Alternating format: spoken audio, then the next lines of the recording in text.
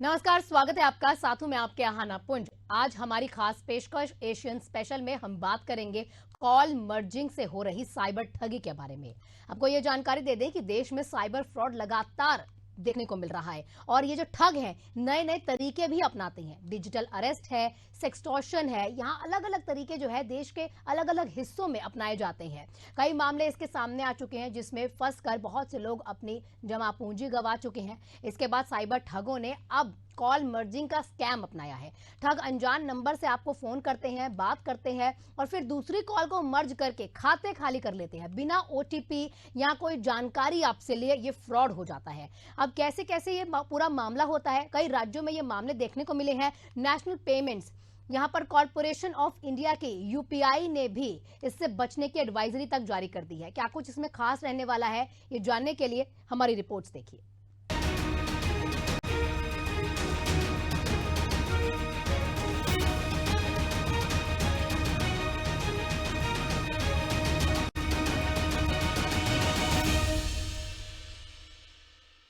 भारत में cyber crime की घटनाएं कम होने का नाम नहीं लेती। साइबर फ्रॉड करने वाले जो लोग हैं वो लोगों को कॉल या मैसेजेस के जरिए उनकी निजी जानकारी चुराकर ठगी करते हैं उनके साथ। स्कैमर्स लगातार नई नई तरकीबें खोजकर उनकी गाड़ी कमाई को ठगने में लगे हुए हैं। हाल ही के दिनों में डिजिटल अरेस्ट या फिर स्कैम्स की ऐसी कई घटनाएं हैं जिसमें इजाफा भी देखा गया है। यहां तक कि पीएम नरेंद्र मोदी तक ने अपने मन की बात में लोगों से इस बारे में बातें की और उनको आगाह तक किया है। रिपोर्ट देखिए।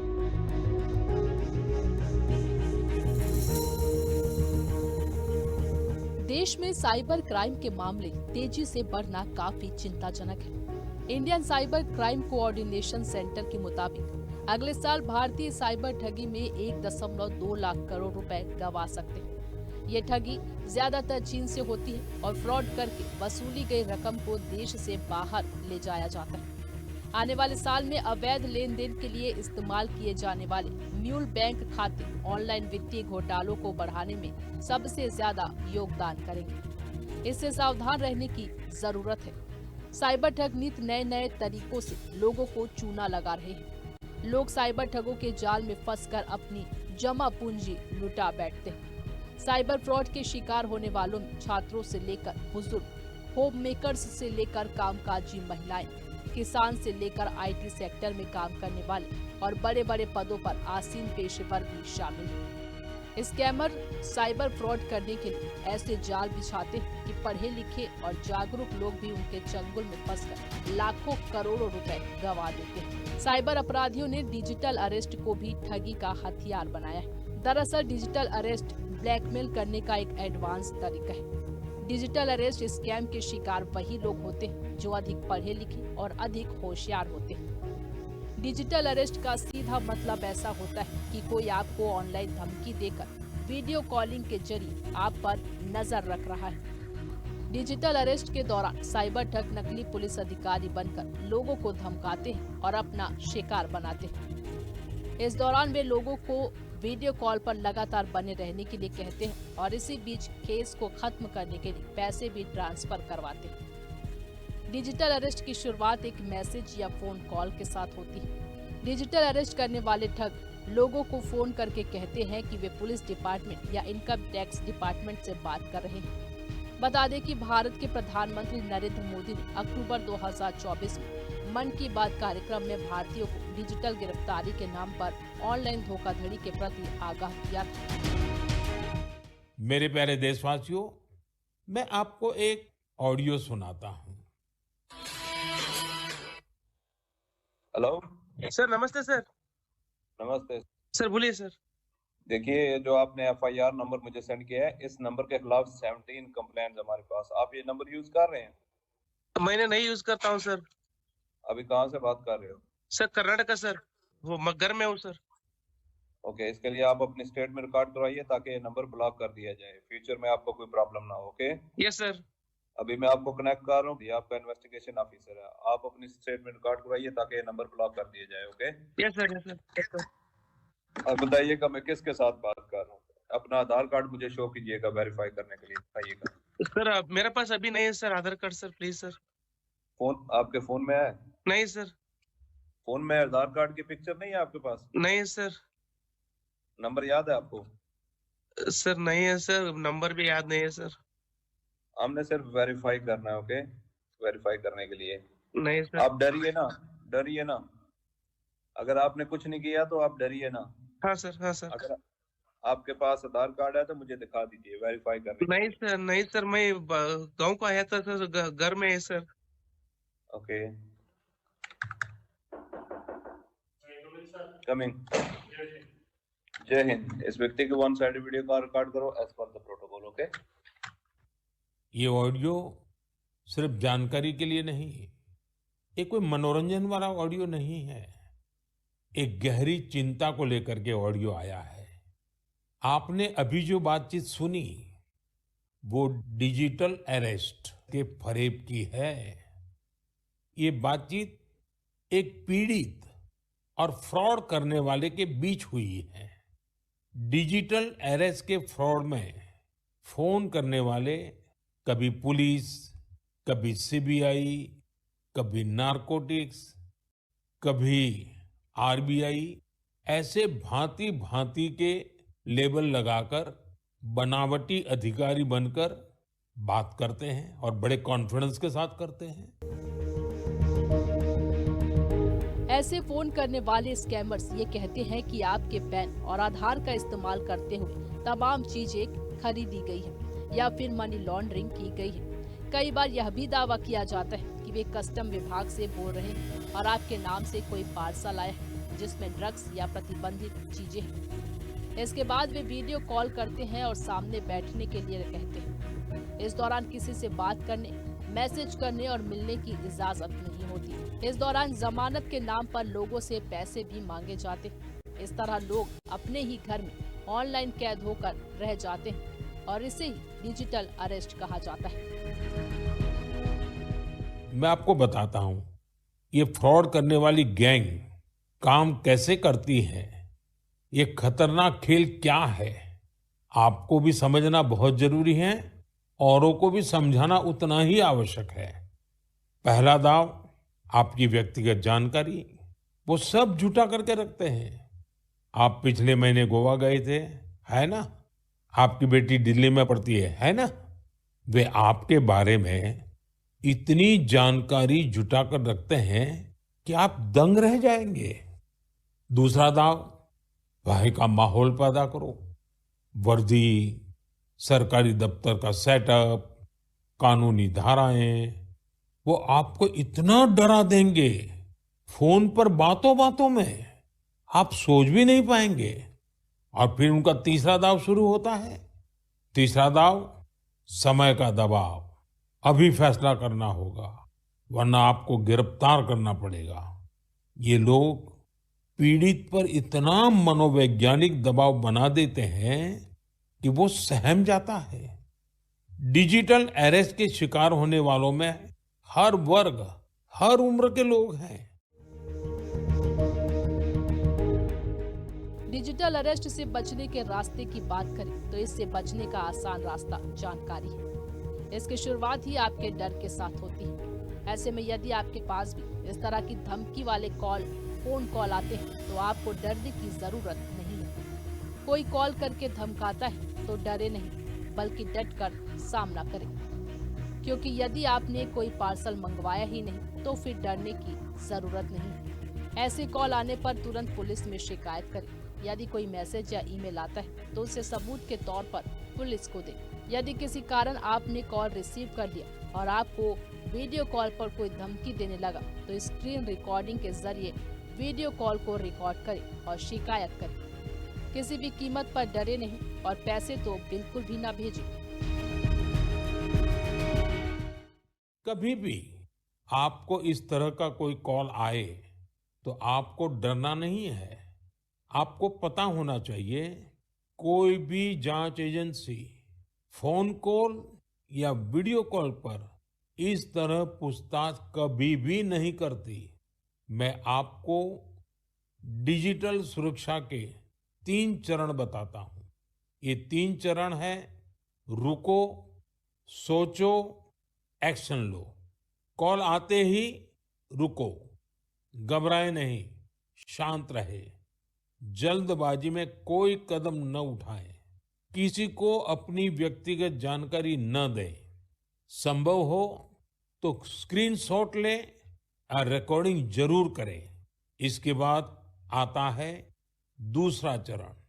पहला चरण था रुको, दूसरा चरण है सोचो। कोई भी सरकारी एजेंसी फोन पर ऐसे धमकी नहीं देती, न ही वीडियो कॉल पर पूछताछ करती है, न ही ऐसे पैसा की मांग करती है। अगर डर लगे तो समझिए कुछ गड़बड़ है। और पहला चरण, दूसरा चरण और अब मैं कहता हूं तीसरा चरण। पहले चरण में मैंने कहा रुको, दूसरे चरण में मैंने कहा सोचो और तीसरा चरण कहता हूं एक्शन लो। राष्ट्रीय साइबर हेल्पलाइन 1930 डायल करें। cybercrime.gov.in पर रिपोर्ट करें। परिवार और पुलिस को सूचित करें। सबूत सुरक्षित रखें। रुको, बाद में सोचो और फिर एक्शन लो। ये 3 चरण आपकी डिजिटल सुरक्षा का रक्षक बनेंगे। साथियों, मैं फिर कहूंगा, डिजिटल अरेस्ट जैसी कोई व्यवस्था कानून में नहीं है। ये सिर्फ फ्रॉड है, फरेब है, झूठ है, बदमाशों का गिरोह है। बता दें कि डिजिटल अरेस्ट के नाम पर चल रहे स्कैम से निपटने के लिए तमाम जांच एजेंसियां राज्य सरकारों के साथ मिलकर काम कर रही है और आपसी तालमेल के लिए नेशनल साइबर कोऑर्डिनेशन केंद्र की स्थापना की गई है। ऐसे फ्रॉड करने वाले हजारों वीडियो कॉलिंग आईडी, लाखों सिम कार्ड और बैंक अकाउंट को भी ब्लॉक किया गया है। डिजिटल अरेस्ट के नाम पर जो फरेब चल रहा है, उससे निपटने के लिए तमाम जांच एजेंसियां राज्य सरकारों के साथ मिलकर काम कर रही है।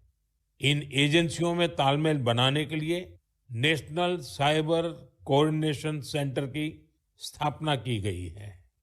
एजेंसियों की तरफ से ऐसे फ्रॉड करने वाली हजारों वीडियो कॉलिंग आईडी को ब्लॉक किया गया है। लाखों सिम कार्ड, मोबाइल फोन और बैंक अकाउंट्स को भी ब्लॉक किया गया है। एजेंसियां अपना काम कर रही है। साइबर ठग लोगों को ठग कर उनके रुपए हड़पने के लिए रोजाना नए नए तरीके आजमा रही है। इसका नतीजा ये है कि जानकारी के अभाव में मोबाइल इस्तेमाल करने वाले लोग एक गलती या एक चूक के चलते अपनी जमा पूंजी गवा बैठते हैं। Bureau report, Asia news. अब ये तो हुई साइबर फ्रॉड के तहत डिजिटल अरेस्ट किए जाने की बात। अब ऐसे ही एक नए मामले आए हैं। ऐसे ही एक नए तरह का स्कैम भी सामने आ चुका है।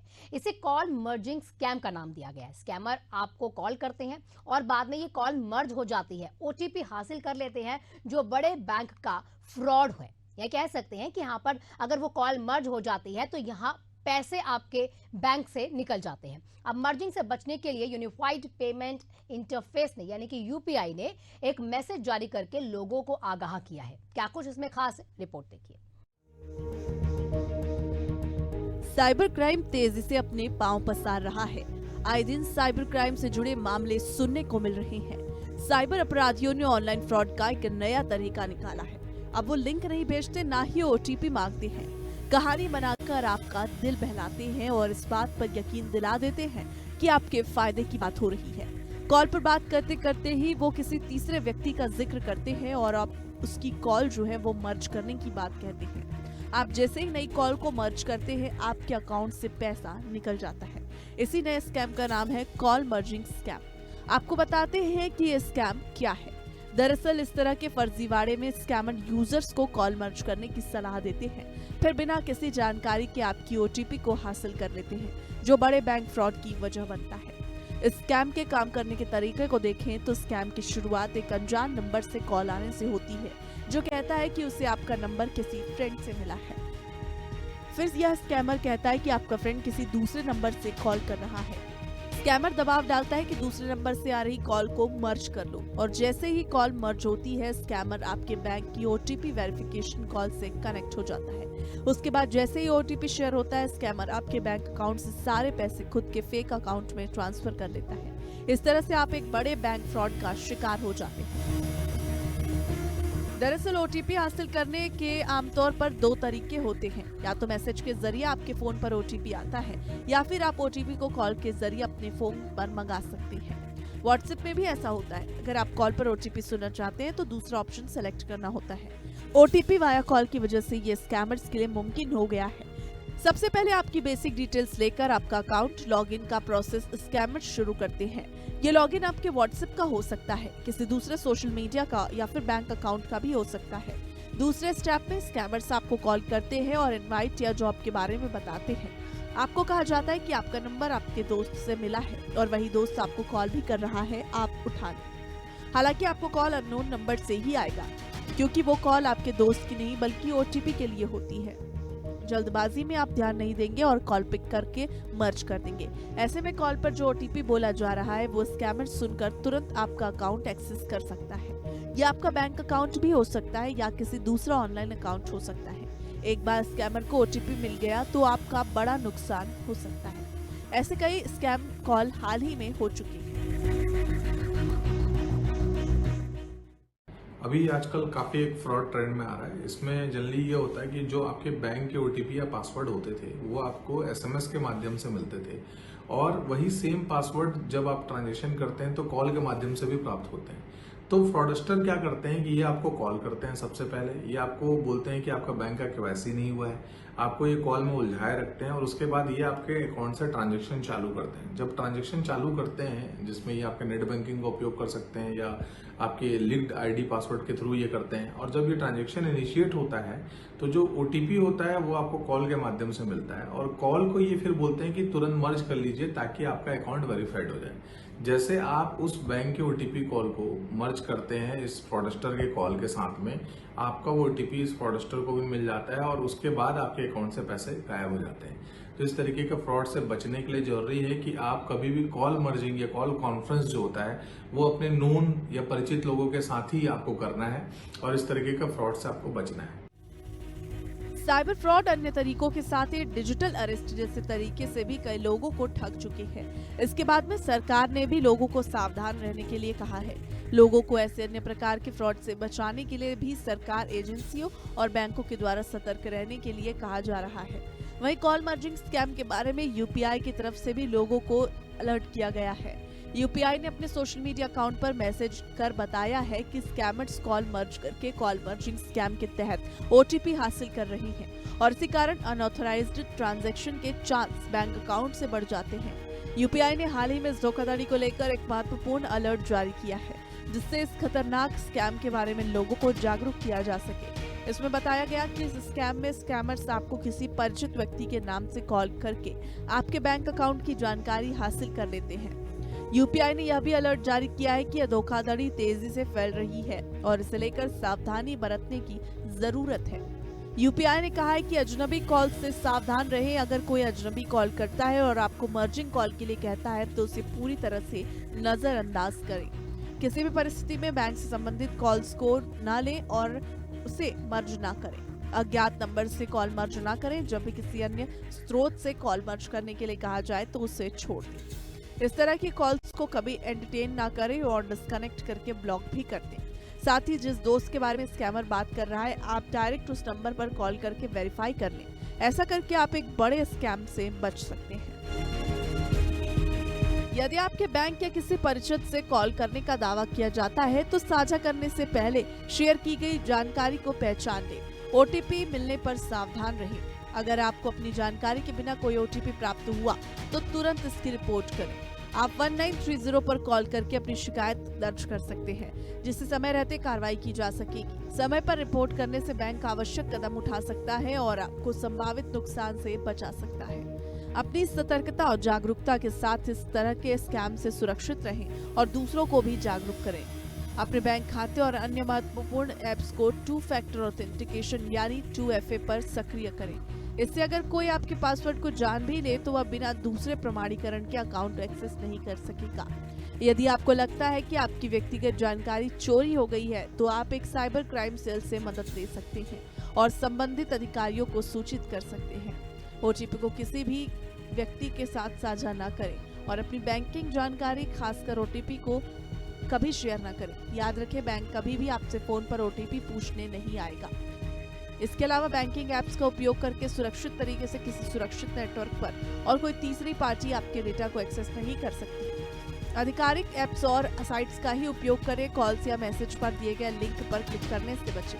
हमेशा केवल आधिकारिक बैंक एप्स और वेबसाइट का ही उपयोग करें। बता दें कि इस स्कैम से बचने के लिए सतर्क रहना जरूरी है। हमेशा संदेहास्पद कॉल से दूर रहें और किसी भी प्रकार की सेंसिटिव जानकारी को साझा करने से बचें। इसके अलावा पुलिस ने भी लोगों को इस तरह के खतरे से सावधान रहने के लिए आग्रह किया। अभी साइबर ठगी एक नया तरीका जो है सामने आया है। इसको साइबर का नया ट्रेंड्स कहते हैं। जनरली जो एसएमएस होता है उसके माध्यम से ओटीपी हमको पहले आती थी, लेकिन अब वॉइस कॉल के माध्यम से ओटीपी आ रही है लोगों को। उसके लिए अनजान नंबर से कॉल आ रहा है और कॉल करने वाला व्यक्ति जो होता है वो ये बोलता है कि किसी परिचित के व्यक्ति ने नंबर दिया है और उस व्यक्ति का भी कॉल आएगा। और जैसे ही किसी अनजान नंबर से आपको फ़ोन आता है तो सामने वाले का कहना ये है कि ये नए नंबर से कॉल कर रहा होगा। इसी दौरान उस नए नंबर से जो कॉल आता है उसी कॉल के माध्यम से ओटीपी मर्ज कर दी जा रही है। इस तरह से आपके खाते में सेंध लगाकर खाता खाली कर दिया जा रहा है। तो ऐसे प्रकरण अगर आते हैं तो ऐसे प्रकरणों से इस प्रकार के कॉल से आपको सावधान रहने की ज़रूरत है। और घटना की अगर किसी प्रकार से घटना किसी के साथ हो भी जाती है तो 1930 उस पर कॉल तत्काल करना चाहिए लोगों को।